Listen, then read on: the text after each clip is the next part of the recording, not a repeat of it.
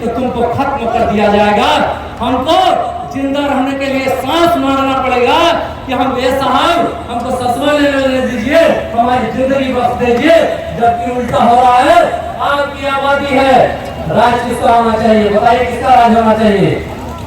दलित पिछड़ों का राज होना चाहिए। हमारा किसी पूरा हिंदुस्तानी मेरे भाई बहन है, मगर पीड़ा है। आपको मैं एक कहानी बताना चाहता हूँ, उसको जरूर सुन लीजिए। यह शुरुआत होती है 1990 में, जब तमाम पिछड़े लोग हमारे 1978 में आंदोलन कर रहे थे कि देश में पिछड़े समाज के लिए, हक हकूक के लिए कोई व्यवस्था नहीं है। हमारी आबादी सबसे अधिक है, मगर हमारी हिस्सेदारी 0 है। तब उस वक्त बीपी मंडल साहब की अध्यक्षता में मोरारजी देसाई साहब की गवर्नमेंट थी 78 में। उस वक्त उन्होंने एक मंडल कमीशन का गठन किया और मंडल साहब ने रिकमेंडेशन दिया, उन्होंने सुझाव दिया सरकार को कि हे सरकार, आज तक अभी सोचिए मैं 1978 की बात बता रहा हूँ, 1978 में बहुत सारे लोग नौजवान पैदा भी नहीं हुए होंगे यहाँ पे। 1978 में बीपी मंडल साहब जो बिहार के पूर्व मुख्यमंत्री थे और तत्कालीन सांसद थे, उनको कहा गया मंडल साहब आपके नेतृत्व में एक मंडल कमीशन का गठन किया जा रहा है, आप पूरे देश का दौरा कीजिए और पता कीजिए पिछड़े समाज की क्या स्थिति है। मंडल समाज ने दौरा किया, मंडल साहब ने देखा कि पिछड़ों की स्थिति बहुत ही दयनीय है, न इनका सामाजिक स्तर है, न आर्थिक स्तर है, न शैक्षणिक स्तर है। तो उन्होंने डाटा खोजना शुरू किया, तो पता चला आजादी के पहले अंग्रेजों के जमाने में जाति जनगणना हुई थी। जाति जनगणना की क्यों मांग उठ रही है? क्योंकि हमें पता चलेगा कि हमारी हिस्सेदारी कितनी है, और उसी अनुसार यदि हम 60 लोग हैं तो 60 रोटी की व्यवस्था करनी पड़ेगी, हर घर में रोजगार मिल जाएगा। सोचिए, आपको लड़ाई से भटकाया जा रहा है, आज नौकरियों को प्राइवेट किया जा रहा है, कॉन्ट्रैक्ट किया जा रहा है। जो हमारा 27% का आरक्षण था, 22.5% का आरक्षण था, खत्म हो रहा है। क्यों?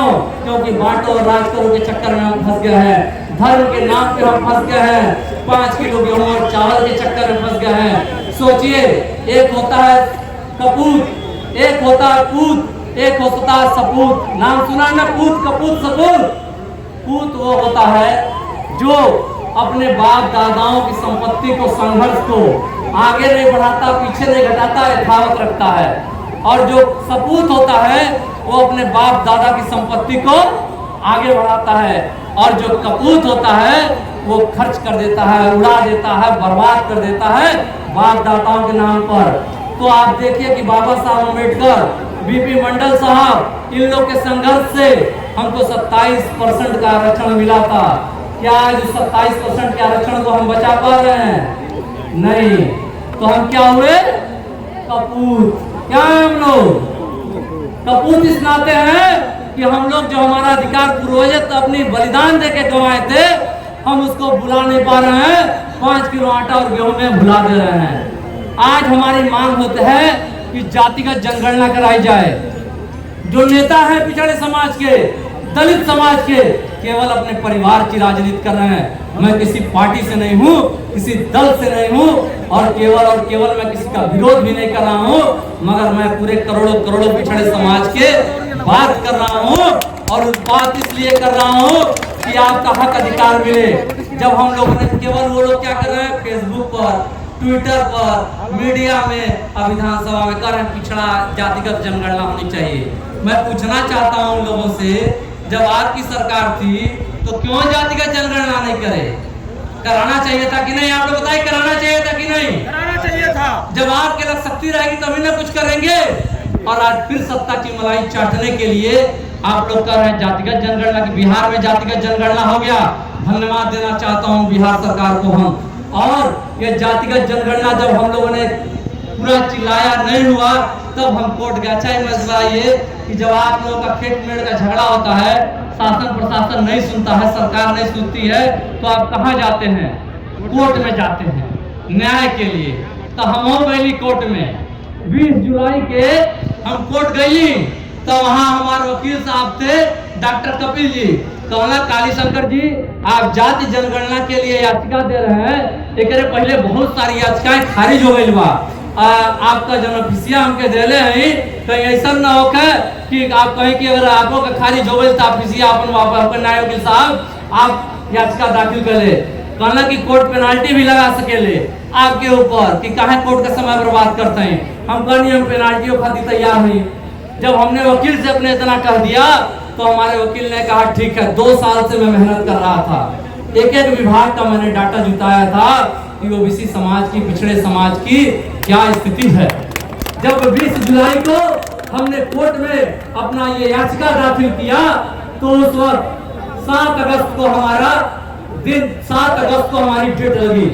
7 अगस्त को वकील साहब कोर्ट में हमारे पेश हुए, मैं भी था कोर्ट में और 15 मिनट तक जज साहब पन्ना उलटते रहे, कहीं कोई कमी नहीं मिली। उन्होंने उत्तर प्रदेश सरकार को 7 अगस्त को नोटिस दिया कि उत्तर प्रदेश की सरकार तुम बताओ ये जाति जनगणना के लिए जो आपके चौरी चौरा के नेता काली शंकर यदुवंशी ने जो याचिका दाखिल किया है, जवाब दो 2 हफ्ते के अंदर।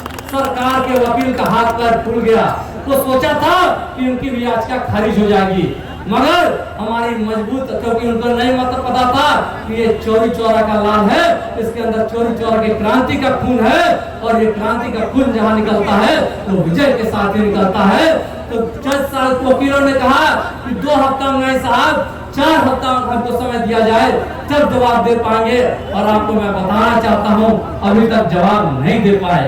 तो आपको कहना चाहता हूँ कि आपको संघर्ष करना पड़ेगा और जो एजेंडा है नंबर 1 जातिगत जनगणना की मांग, हमारी जितनी आबादी उतनी हिस्सेदारी, और जो हमारी माताएं बहनें हैं, अगर सरकार और नौजवानों के लिए मैं कहना चाहता हूँ कि उनको भी आबादी के अनुसार रोजगार मिले, और यदि 60% आरक्षण लागू हो गया तो आप जान लीजिएगा कि हर घर में रोजगार आ जाएगा, हर घर में आपका अधिकार आ जाएगा, संसद में बैठकर आप कानून बनाने वाले लोग हो जाएंगे। अभी सरकार ने महिला आरक्षण बिल लागू किया, आपको पता है उस महिला आरक्षण बिल में पिछड़े समाज की कोई हक हिस्सेदारी नहीं है। सोचिए कितनी बड़ी विडंबना, सबसे अधिक वोट हम देते हैं मगर सबसे कम हिस्सा हमारा होता है। दलित समाज के लोगों को, अनुसूचित समाज के लोगों को बताना चाहता हूँ, आपको भी गुमराह किया गया। जो आपका पहले से आरक्षित सीट था उसी पर महिला आरक्षण दे दिया गया। तो सोचिए कितनी बड़ी विडंबना है। तो क्या आप लोग तैयार हैं लड़ाई लड़ने के लिए, अपने हक के लिए? कस के बोलिए तैयार है? तो आज आपकी परीक्षा है। 2 बजे तक आप किसी को, जो लोग चाहते हैं कि आज अपने हक अधिकार की लड़ाई लड़ना है, 2 बजे तक यह कार्यक्रम चलेगा।